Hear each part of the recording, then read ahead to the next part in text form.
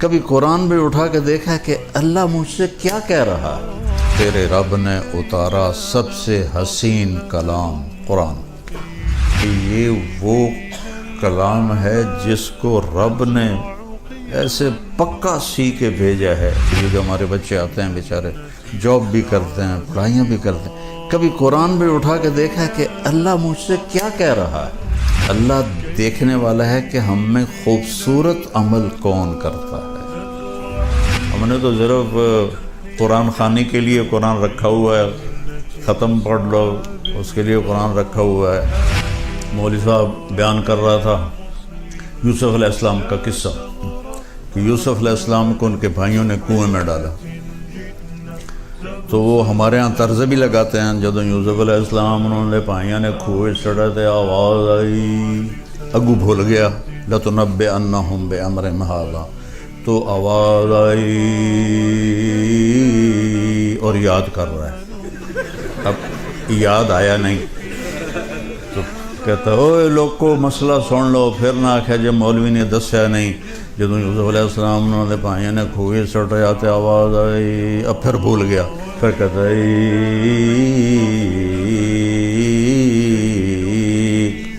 پھر یاد نہیں آیا. کہ جو ہوں نہ دسیا تو مینوں لتر پین گے. اوے سن لو مسئلہ غور نال سن لو, قرآن بیان کر رہے ہیں, میں کوئی خبراں نہیں سنا رہا. جب یوسف علیہ السلام انہوں نے بھائیوں نے کھوئے سٹے تو آواز آئی کڑم, آواز آئی کڑم. یہ تو قرآن کے ساتھ ہو رہا ہے.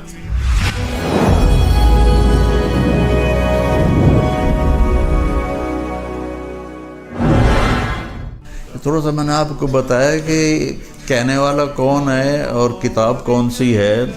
ہم نے تو صرف قرآن خوانی کے لیے قرآن رکھا ہوا ہے, ختم پڑھ لو اس کے لیے قرآن رکھا ہوا ہے. اور ہمارے بیچارے قرآن جیسا مظلوم کم از کم بر صغیر میں تو شاید ہی کہیں ہو, بالکل ان پڑھ خطیب بن کے بیٹھے تقریریں کر رہے ہوتے ہیں. مولوی صاحب بیان کر رہا تھا یوسف علیہ السلام کا قصہ کہ یوسف علیہ السلام کو ان کے بھائیوں نے کنویں میں ڈالا. تو وہ ہمارے ہاں طرز بھی لگاتے ہیں, جب یوسف علیہ السلام انہوں نے بھائیوں نے کھوئے چڑھا تھے آواز آئی, اگو بھول گیا لَتُنَبِّئَنَّهُمْ بِأَمْرِهِمْ هَٰذَا, تو آواز آئی اور یاد کر رہا ہے. اب یاد آیا نہیں تو کہتا اوے لوگوں مسئلہ سن لو, پھر نہ آکھیا جب مولوی نے دسیا نہیں. جب یوسف علیہ السلام انہوں نے بھائیوں نے کھوئے سٹ جاتے آواز آئی, اب پھر بھول گیا. پھر کہتا ہے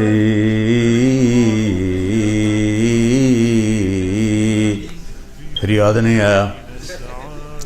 کہ جو ہوں نہ دسیا تو مینوں لتر پین گے.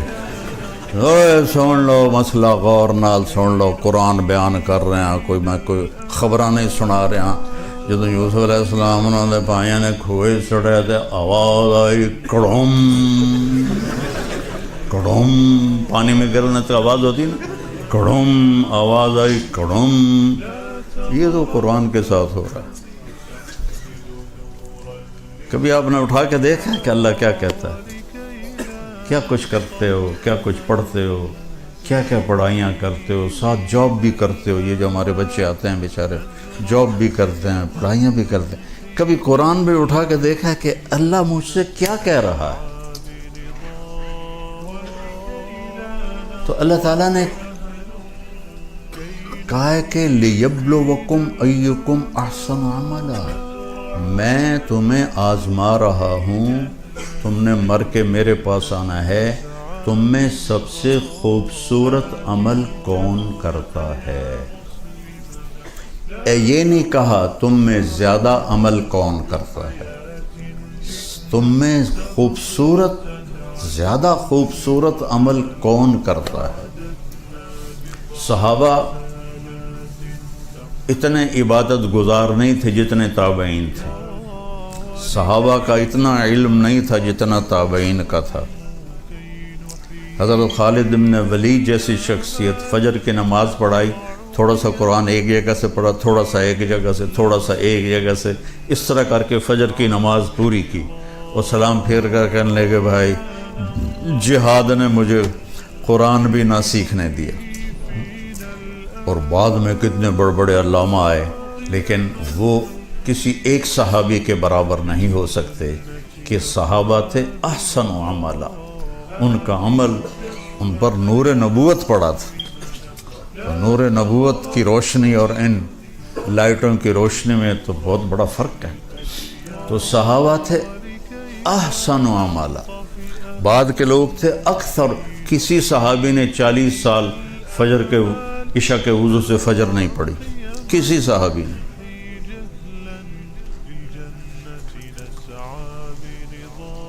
تابعین کتنے ہیں جنہوں نے جو عشاء کے وضو سے فجر کی نمازیں پڑھی. تو اللہ تعالیٰ ہمیں ہمارا پیپر ہو رہا ہے تو میں خلاصہ کر کے بتا رہا ہوں کہ ہم میں سے زیادہ خوبصورت عمل کون کرتا ہے. ایک واقعہ سناتا ہوں. تبوک کے موقع پر آپ نے فرمایا چندہ اکٹھا کرو. حضرت عثمان رضی اللہ تعالیٰ عنہ نے 10,000 سپاہیوں کا کھانا پینا انتظام کیا اور 300 دینار اوپر دیے. تو ہمارے نبی ایسے آپ کے دیناروں کو ایسے ان سے کھیل رہے تھے اور فرما رہے تھے ما علی عثمان اللہ یعمل بعدا. عثمان آج کے بعد تو کچھ بھی نہ کر، تیری جنت واجب ہوگی. عبد الرحمن بن عوف اپنا سارا مال اٹھا کے لے کر آئے اور پورا مال صدقہ کر دیا.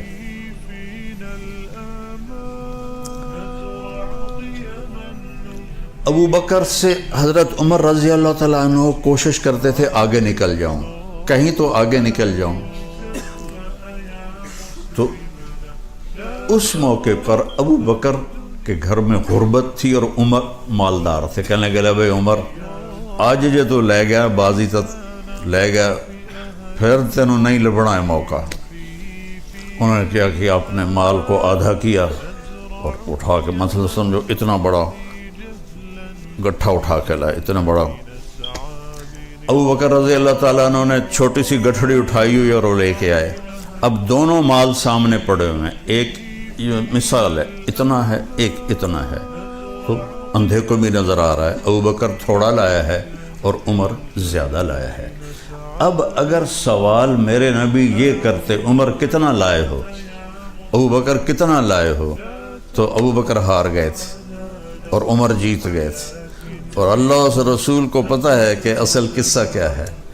تو آپ نے سوال ہی بدل دیا جو اس موقع کا ہے ہی نہیں، بنتا ہی نہیں. عمر پیچھے کیا چھوڑ کے آئے. اور کوئی میں مدارس اللہ میرے ذریعے سے چلوا رہا ہے، کوئی ہمیں آ کے چندہ دیتا ہے تو ہم پوچھتے ہیں جی کتنے ہیں. یہ پوچھ سکتے ہیں کہ پیچھے اور بینک میں کتنے ہیں. اگر یہ پوچھ لیا پیچھے اور کتنے نہ کہ اے ویڈیو میں 2 نمبر ہی کام لگ گئے تو اس دن میں نے فراڈیے لگ دیو. تو آپ دیکھو میرے نبی نے کیا مال کیا، عمر پیچھے کیا چھوڑا ہے. حضرت عمر جو پہلے ایسے کھڑے تو نالی اینج ہو گئے. تو ان کو پتہ لگ گیا بھائی میں ہار گیا. کہنے لگے جی آدھا چھوڑ کے آیا ہوں، آدھا لے کے آیا ہوں. ابو بکر تم کیا پیچھے چھوڑ کے آئے ہو؟ کہا جی ترکت اللہ و رسولہ، میں تو اللہ اس کے رسول کو چھوڑ کے آیا ہوں، باقی سارا لے کے آ گیا ہوں. تو عمر کہنے لگے ابو بکر میں تو اس سے آگے نہیں نکل سکتا. یہ بات میری واضح ہوگی کہ اللہ دیکھنے والا ہے کہ ہم میں خوبصورت عمل کون کرتا ہے. کثرت بھی مطلوب ہے، لیکن اصل جو وزن پڑنے والا ہے وہ خوبصورتی کا ہے. قرآن میں 25 دفعہ احسن کا لفظ آیا ہے اور خوبصورتی کے لیے ایک لفظ ہے حسن خوبصورت، ایک ہے حسین بہت خوبصورت، ایک ہے احسن سب سے زیادہ خوبصورت. تو احسن کا لفظ قرآن میں 25 دفعہ آیا ہے. اور ایک آیت میں نے پڑھی تھی لَقَدْ كَانَ لَكُمْ فِي رَسُولِ اللَّهِ أُسْوَةٌ حَسَنَةٌ. آپ یہاں اچھی لائف کے لیے آئے ہیں. اتنا ہی پتہ بھائی بھانڈے بھی آپ پہ ہی دھونے پڑیں گے.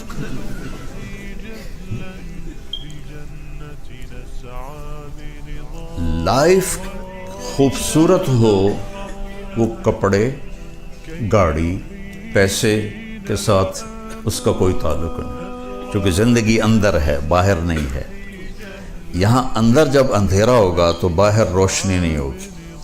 100 بار چمن مہکا 100 بار بہار آئی، دنیا کی وہی رونق دل کی وہی تنہائی۔ زندگی اندر ہے تو میرے نبی نے فرمایا اگر اپنی زندگی خوبصورت بنانا چاہتے ہو تو مالدار ہونا شرط نہیں، سید قریشی ہونا شرط نہیں، انگلینڈ امریکہ میں رہنا شرط نہیں، غریب ہونا شرط نہیں، بادشاہ ہونا شرط نہیں ہے۔ میرے محبوب کی زندگی تمہارے لیے خوبصورت ترین نمونہ ہے۔ اس کے لیے حسن کا لفظ نہیں آیا، حسنہ کا لفظ آیا۔ سبحان اللہ، قرآن بھی کیا شے میرے رب نے اتاری۔ کسی کے چہرے پر تل ہو یہاں تو کتنا خوبصورت ہو جاتا ہے۔ ہماری فیملی میں ایک بچی تھی، اس کے چہرے پر تل تھا، تو اس کی خالہ کی بیٹی تھی، اس کے چہرے پر نہیں تھا۔ کہتی پتر اے میری بیٹی دی گال دینا، اپنی گال ملا دے، شاید یہ تو بھی تیل آ جائے۔ تو چہرے کا وہ تل جو پورے چہرے کو حسین بنا دیتا ہے اسے عربی میں حسنہ کہتے ہیں۔ حسنہ، حسن، یہی ہم سے منگوایا قرآن میں، ربنا آتنا فی الدنیا حسنا نہیں کہا، حسنتاً فی الآخرۃ حسنتاً وقنا عذاب النار۔ کہ زندگی کو اگر خوبصورت بنانا ہے تو اپنے نبی کی طریقے پر آ جاؤ۔ مجھ سے ایک آدمی کہنے لگا آپ کو کون سا شاعر پسند ہے؟ میں نے کہا اقبال۔ کہنے لگا اس کے اشعار میں سب سے اعلیٰ شعر کون سا ہے آپ کے نزدیک؟ میں نے کہا کہ محمد سے وفاتوں نے تو ہم تیرے ہیں، یہ جہاں چیز ہے کیا لوح و قلم تیرے ہیں۔ تو حسنہ، اگر لائف اتنی خوبصورت بنانا چاہتے ہو کہ لوگ بھی دیکھ کر ان کو مزہ آئے، یار کیا خوبصورت لائف ہے، تو میرے نبی کی غلامی میں آؤ، میرے نبی کے طریقے پر آؤ، تو تم چہرے کا تل بن جاؤ گے لوگوں میں، ایسے حسین پرکشش بن جاؤ گے۔ اللہ اپنے بارے میں کہتا ہے فتبارک اللہ احسن الخالقین۔ چند مثالیں دے دیتا ہوں لفظ احسن۔ سب سے اعلیٰ حسین خالق ہے اللہ۔ ومن احسن من اللہ حکما لقوم یؤمنون۔ سب سے خوبصورت فیصلہ کرنے والا ہے اللہ۔ اللہ اپنے بارے میں کہہ رہا ہے صبغۃ اللہ ومن احسن من اللہ صبغہ۔ تیرے رب کا رنگ، اس سے حسین رنگ اور کس کا ہو سکتا ہے؟ محمد مصطفیٰ صلی اللہ علیہ وسلم کی طرف اشارہ ہے۔ اللہ احسن، اللہ نے اپنے نبی کو کہا احسن، پھر کہا اللہ نزل احسن الحدیث، تیرے رب نے اتارا سب سے حسین کلام قرآن۔ سب سے حسین کلام قرآن، یہ بہت خوبصورت۔ حضرت عثمان رضی اللہ عنہ فرمایا کرتے تھے کہ لوگوں کو قرآن کا پتہ چل جائے تو زندگی بھر قرآن سے آنکھیں نہ ہٹائیں، نظریں نہ ہٹائیں۔ تو ہمارا تو ہم ویسے ہی اجمی ہیں، ہم